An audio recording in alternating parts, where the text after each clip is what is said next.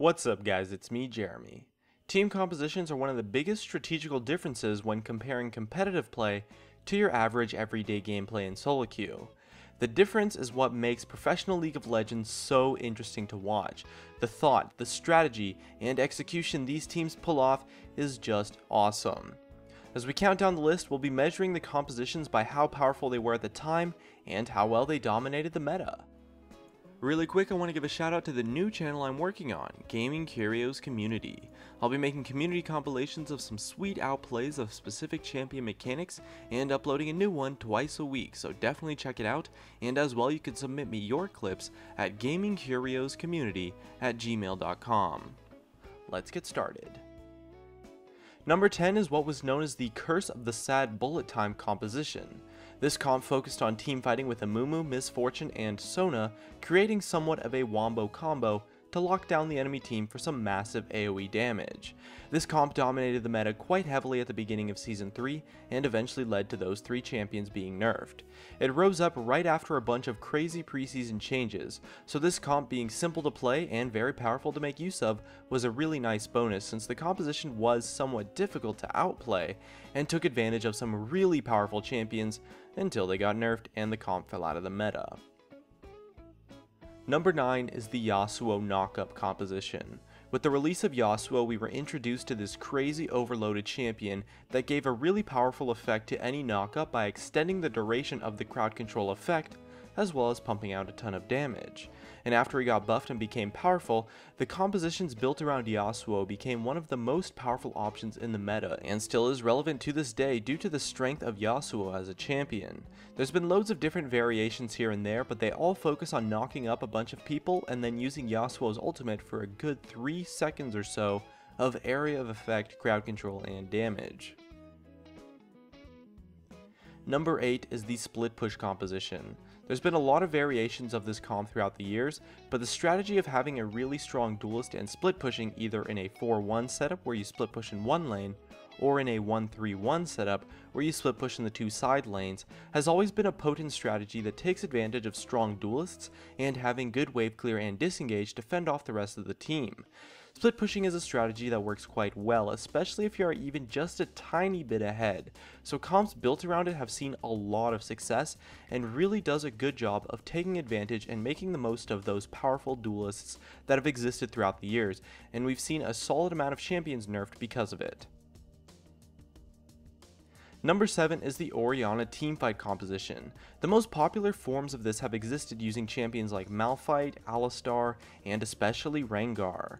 The combo of having someone with an insanely powerful, and more importantly, reliable gap closer, comboed with the Orianna Shockwave is a super strong teamfight composition that has always been at least a little popular since Orianna was realized as a prominent competitive mid laner.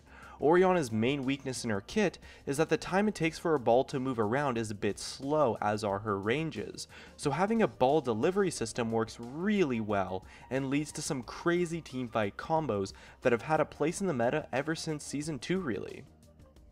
Number 6 is the Protect the AD Carry comp, the most known version being the Juggernaut composition.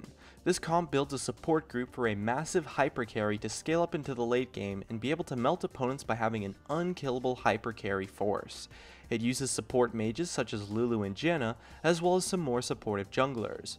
Overall, this comp tends to lack damage a little bit in the mid game, but the ability to protect the AD carry is just ridiculous and leads to a really powerful late game.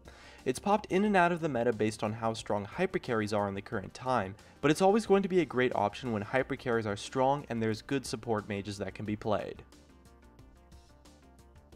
Number 5 I like to call the Cloud9 comp. I wasn't really sure what to call it since it kind of doesn't have a name, but it's the composition of Rumble, Zac, Ashe, and Zyra that Cloud9 was able to bring out of nowhere to completely crush the North American meta. The pick and mid-game power the comp created played to the strengths of their team really well, and it was an awesome composition that brought some unplayed champions like Ashe back into the meta completely when many thought she was totally unplayable, and it really took the meta by storm. They took advantage of the pick potential, crowd control, and heavy power spikes the comp created to dominate dragon fights and pull off a lot of really consistent baits to outplay teams. Number 4 is the hard engage composition. Now this one is a bit loose as there have been a ton of variations of it throughout the years, taking advantage of champion synergies like Gnar and Jarvan, things with Sejuani, stuff like that where you can position to fight and really just run up to your opponents and just go in. This kind of fight potential creates a lot of pressure and punishes mistakes really hard, so the comp works quite well and is a really popular option since it punishes quite a few weaknesses in some other compositions, and over the years has been the playstyle that counters most off-the-wall strategies since it's just so reliable. Number 3 is the Sivir comp, also known as the Stampede comp. This composition is pretty similar to the Hard Engage comp, but uses the power of Sivir ultimate to group up and force fights effectively.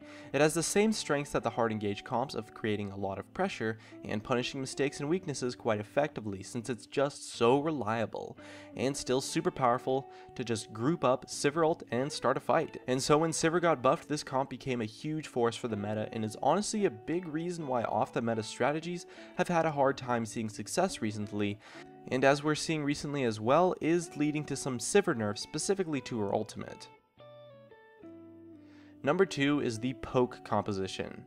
This comp has also had a few variations throughout the years, but it works really well since it creates a strategy of poking out your opponent off of an objective to take it for free, comboed with some nice disengage to prevent the opponents from fighting you. It's a really good strategy since League is such an objective focused game, and a poke comp accomplishes that so well, and when poke mages gained popularity, we really started to see this comp come to fruition. It's quite nice as it creates a reliable chokehold when ahead, but when you're behind you can still win fights by poking out your opponents beforehand, so it really doesn't get snowballed on that hard at all, and it defends really well. And so overall the comp does lack quite a few weaknesses that some other comps might have, which has allowed it to see quite a bit of play throughout the years. And number 1 is the global composition. This comp took the early and mid-season 2 meta by storm and was completely dominant, and so for a time, the games were decided by whichever team would end up with more global champions on their team, and the comp stayed relevant up until the end of season 3 or so. Notably, Team Solo Mid popularized the comp in North America, and it focused on using 2 to 3 or more global champions, such as Ashe, Nocturne, Karthus, Shen, and Soraka, comboed with the extremely popular at the time summoner spell, Clairvoyance, to invade your opponents, force plays, and heavily pressure the lanes. It wasn't uncommon to see a jungler get clairvoyanced, and the next thing you know they were hit by an Ashe arrow and had a Nocturne and a Shen on top of them. A play like that is monstrous and does a lot to snowball the game, and so the early and mid game playmaking potential and power of these comps, which were revolved off of some reasonably strong late game champions, led to a ridiculously powerful composition that I think is the only comp on my list that ended up with literally every single champion that was used in the comp being nerfed. The globals across all of League of Legends as a whole were brought down in power due to the strength of this comp, and rightfully so, as the power, playmaking potential, and complete and utter dominance of the meta really came together, and so in my eyes, these things led to this being the best team composition in League of Legends history.